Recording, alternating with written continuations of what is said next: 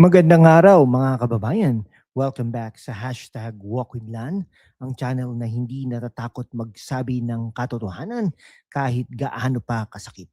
Ngayon, viral na naman sa social media. Breaking, namayat na si Marcos Jr.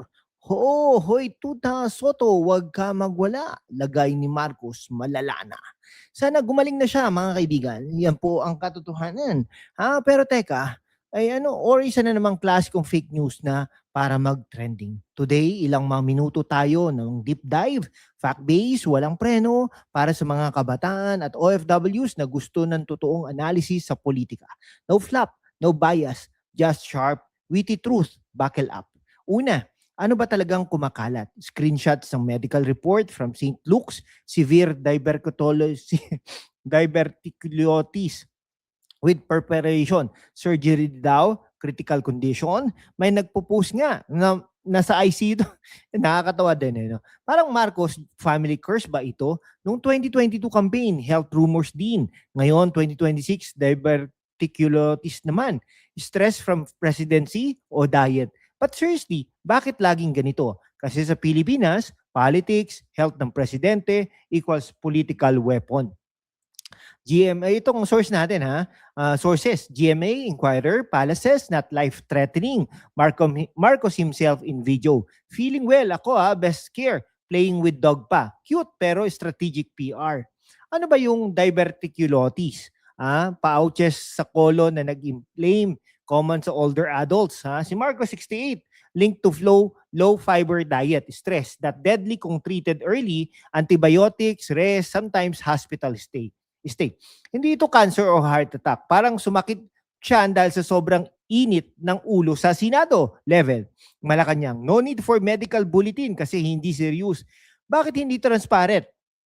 Article 7, Section 12 ng Constitution, serious illness dapat i-disclose publicly. Transparency builds trust. Kung fake reports circulate, bakit hindi i-counter with facts agad? Nagiging breeding ground for disinformation. Sino may benepisyo sa rumor? Opposition, syempre. Pro-Duterte vloggers daw. NBI eyeing subpoenas for cyber libel. Syempre, pag fake news naman, di ba? Fake report debunked by hospital. Siyempre, si Senate President Tito Soto, Marcos ally, supporting Chacha, budget cuts, pero unrelated sa health. Bakit siya tinutukoy? Kasi symbol ng loyalist o narrative. Opposition uses it to paint Marcos circles as puppets. Okay, no Soto comment on health, focus on bigger picture. This info weakens democracy. Youth OFWs don't share without verifying. Be smart, not emotional. Okay, Yan.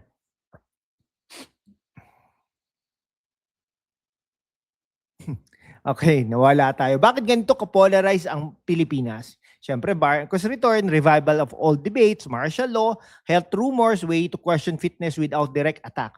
Compared to other leaders, US President disclose more. Sa atin, privacy card. Pero Presidente, public servant yan, sana maglabas ng bulletin for peace of mind.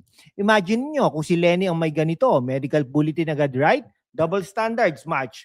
Mga kababayan, sa mundo kung saan ang kasinungalingan ay nangingibabaw, ang katotohanan ang unang sinisikil. Pero kasama kayo, magpapatuloy tayo sa laban, walang takot, walang kinikilingan at laging handa para sa bayan. Sumali na sa aking YouTube channel membership, #WalkWithLan, at tulungan natin ang channel na maabot ang 100,000 subscribers. Ang inyong suporta ang susi sa kalayaan natin para ipagpatuloy ang pagbabalita ng katotohanan. Salamat at kita-kits sa laban.